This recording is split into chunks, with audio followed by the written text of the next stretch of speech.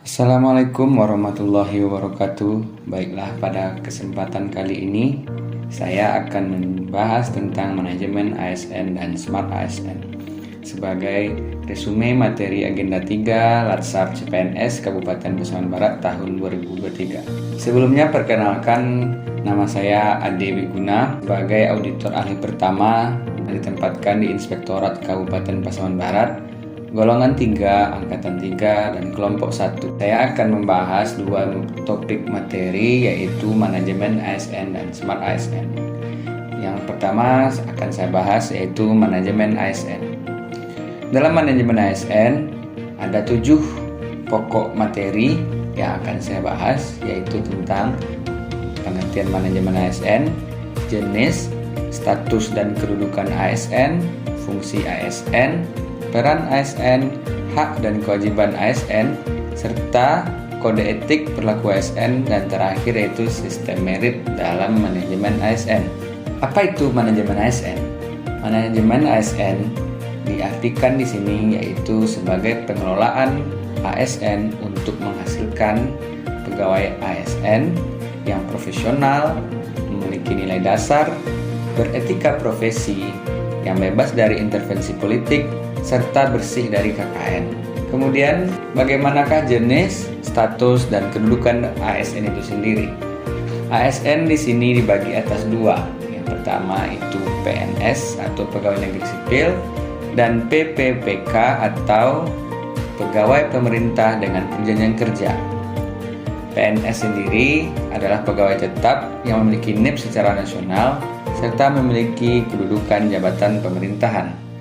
Sedangkan P3K diangkat dengan perjanjian kerja sesuai dengan kebutuhan instansi dan berdasarkan undang-undang, dan ditugaskan sebagai pelaksana tugas dalam pemerintahan. Untuk kedudukan dari PNS dan PPK itu sendiri, itu berkedudukan sebagai unsur aparatur negara, melaksanakan kebijakan yang ditetapkan oleh pimpinan, serta harus bebas dari pengaruh atau intervensi golongan dan partai politik. Selanjutnya, marilah kita bahas tentang fungsi dan tugas ASN. Fungsi dan tugas ASN ini ada 3. Yang pertama yaitu pelaksana kebijakan publik, yang diartikan sebagai melaksanakan kebijakan yang dibuat oleh pejabat pembina kepegawaian sesuai dengan ketentuan peraturan perundang-undangan. Yang kedua yaitu sebagai pelayan publik, yang memberikan pelayanan publik secara profesional dan berkualitas. Selanjutnya yaitu fungsinya adalah perekat dan pemersatu bangsa. Fungsi ASN adalah sebagai mempererat kesatuan dan persatuan dari Negara Kesatuan Republik Indonesia. Hak ASN. ASN di sini yaitu ada 5. Yang pertama ada gaji, tunjangan dan fasilitas, cuti, jaminan pensiun, perlindungan, pengembangan kompetensi. Khusus untuk jaminan pensiun hanya dimiliki oleh PNS, sedangkan P3K tidak memilikinya. Selain menerima hak, seorang ASN juga memiliki kewajiban.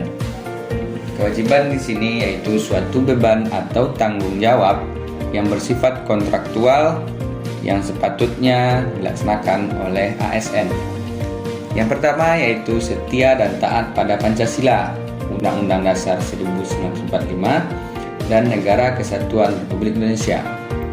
Kemudian menjaga persatuan dan kesatuan bangsa. Yang ketiga, melaksanakan kebijakan yang dirumuskan oleh pejabat pemerintah yang berwenang. Selanjutnya, nomor 4 yaitu menaati ketentuan peraturan perundang-undangan. Yang kelima, melaksanakan tugas kedinasan dengan penuh pengabdian, kejujuran, kesadaran, dan tanggung jawab. Yang keenam, menunjukkan integritas dan keteladanan dalam sikap, perilaku, ucapan, dan tindakan kepada setiap orang, baik dalam maupun di luar kedinasan. Yang ketujuh, menyimpan rahasia jabatan dan hanya dapat mengemukakan rahasia jabatan sesuai dengan ketentuan perundang-undangan. Yang terakhir yaitu bersedia ditempatkan di seluruh wilayah Negara Kesatuan Republik Indonesia. Kemudian, apa itu kode etik ASN?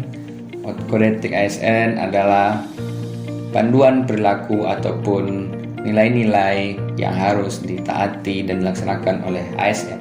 Yang pertama yaitu melaksanakan tugas dengan jujur, bertanggung jawab, dan berintegritas tinggi. Yang kedua, melaksanakan tugasnya dengan cermat dan disiplin. Yang ketiga, melayani dengan sikap hormat, sopan, dan tanpa tekanan. Yang keempat, melaksanakan tugasnya sesuai dengan perintah atasan atau sejauh tidak bertentangan dengan ketentuan perundang-undangan dan etika pemerintahan. Yang kelima, tidak menyalahgunakan informasi internegara, tugas, status, kekuasaan, dan jabatannya untuk mendapat atau mencari keuntungan atau manfaat bagi diri sendiri atau untuk orang lain. Yang keenam, yaitu memberikan informasi secara benar dan tidak menyesatkan kepada pihak lain yang memerlukan informasi terkait kepentingan kedinasan. Yang ketujuh, melayani dengan sikap hormat, sopan, dan tanpa tekanan. Yang kedelapan, melaksanakan tugasnya sesuai dengan ketentuan perundang-undangan. Yang kesembilan, menjaga agar tidak terjadi konflik kepentingan dalam melaksanakan tugasnya. Kemudian yang ke-10 adalah memegang teguh nilai dasar ASN dan selalu menjaga reputasi dan integritas ASN. Yang ke-11, menggunakan kekayaan dan barang milik negara secara bertanggung jawab, efektif, dan efisien. Dan yang ke-12 adalah menjaga agar tidak terjadi konflik kepentingan dalam melaksanakan tugas. Kemudian masuklah kita kepada sistem merit dalam manajemen ASN. Sistem merit dalam manajemen ASN yaitu kebijakan dan manajemen ASN yang berdasarkan pada kualifikasi, kompetensi, dan kinerja secara adil dan wajar dengan tanpa membedakan latar belakang politik, ras, warna kulit, agama, asal-usul, jenis kelamin, status pernikahan, umur, atau kondisi kecatatan.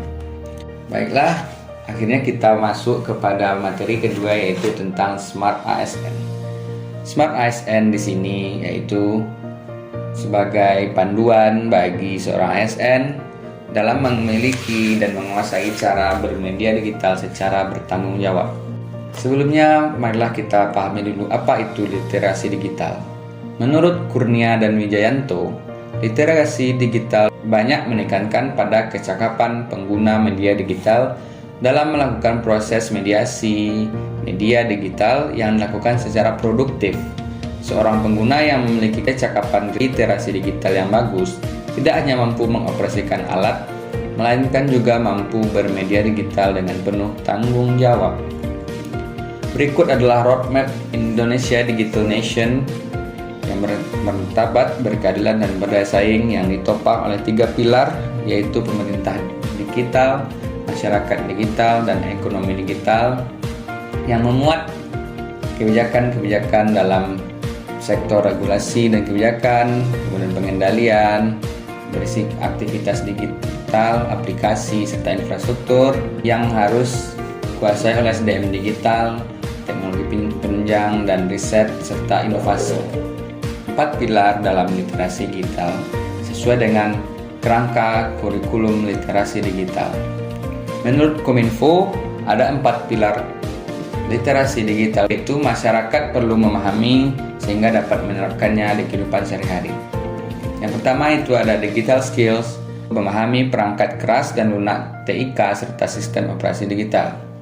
Yang kedua itu ada digital culture, yaitu mampu membangun wawasan kebangsaan dalam berinteraksi di ruang digital. Yang ketiga, digital ethics, yaitu menyesuaikan diri, berpikir rasional, dan menggunakan netiquette.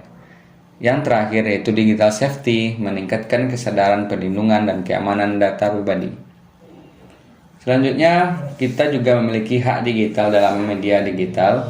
Yang pertama, hak untuk mengakses, hak untuk berekspresi, dan hak untuk merasa aman dalam literasi digital. Selanjutnya, etika bermedia digital, yang artinya kemampuan individu menyadari, mencontohkan, dan mengembangkan tata kelola digital dalam kehidupan sehari-hari. Yang pertama, etikanya itu jangan pernah membagikan data pribadi di media sosial. Yang kedua, jangan menyalahgunakan informasi. Yang ketiga, gunakan bahasa yang sopan dan santun. Yang keempat, hindari mengomentari secara pribadi. Yang kelima, perhatikan huruf yang digunakan saat mengetik. Keenam, hormati waktu dan bandwidth orang lain. Dan yang ketujuh, hormati privasi orang lain. Beberapa kejahatan yang ada di dunia digital sesuai dengan informasi yang dikutip dari liputan6.com. Yang pertama ada data forgery, yaitu pemalsuan surat dan dokumen penting. Cyber terrorism, yaitu propaganda terorisme melalui internet. Yang ketiga ada deface, yaitu mengubah tampilan web untuk tujuan tertentu. Umumnya ini untuk tujuan buruk ataupun yang tidak baik. Selanjutnya itu ada cracking, yaitu merusak sistem keamanan komputer untuk mencuri, membajak, menyebarkan virus hingga melumpuhkan sasaran. Selanjutnya ada itu skimming, mencuri informasi melalui strip magnetic kartu kredit dan debit. Baiklah, sekianlah penjelasan saya tentang materi manajemen ASN dan Smart ASN.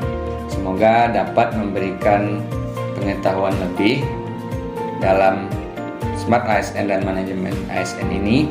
Akhir kata, salah dan janggal saya mohon maaf. Assalamualaikum warahmatullahi wabarakatuh.